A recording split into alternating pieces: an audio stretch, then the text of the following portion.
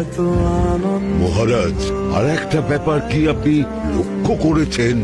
কি বলো তো? গোপালের দেহ ভাড়া কাঁধে করে নিয়ে যাচ্ছে।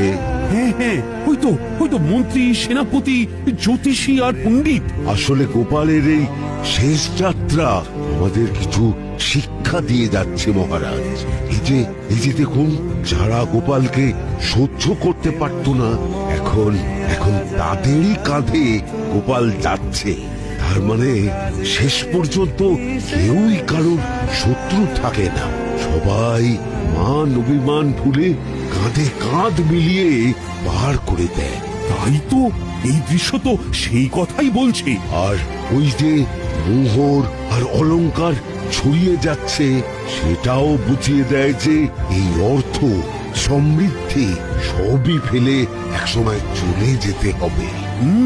কি ভীষণ সত্যি। দুটো খালি হাতও বুঝিয়ে দিচ্ছে, খালি হাতেই আমরা সংসারে এসেছিলাম আর